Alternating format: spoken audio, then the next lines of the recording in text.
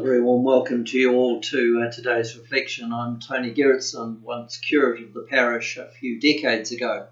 I wonder how your dream life is. I was listening the other day to afternoon program with Jesse Mulligan on the national program, and he was interviewing Professor Deirdre Barrett from Harvard University, and the topic was dreams. She was talking about the research that's been done worldwide into dreams and the effect that is being had during this coronavirus time. She talked about how when we sleep, we about every 90 minutes go at the end of that time into a time of deeper sleep and dreaming.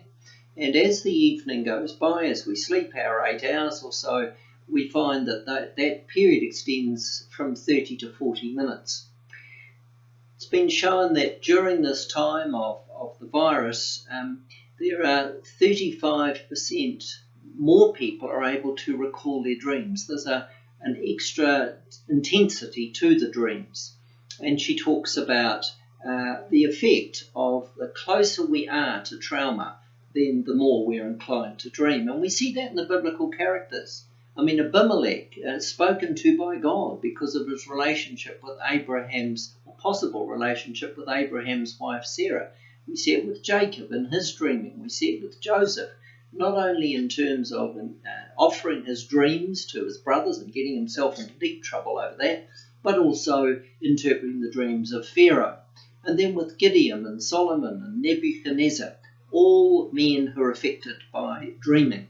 And when we move to the New Testament, of course, we've got Jesus' own father, Joseph, who receives a dream to explain away, to help him understand the stress of unexpected parenthood.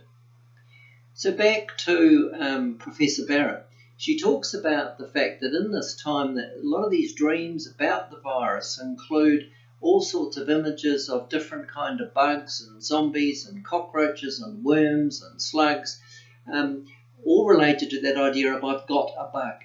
As well as that imagery, there is also a focus on world leaders in many people's dreams. So what do we do with all of that as our unconscious, our subconscious is bringing to the surface these deep fears that we may have?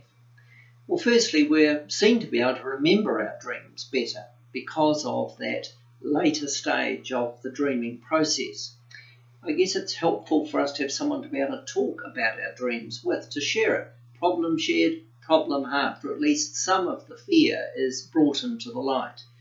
And then Professor Barrett recommends that we take with us to bed some positive images, maybe some good music, maybe something comforting on our bedside table as we begin the dreaming process.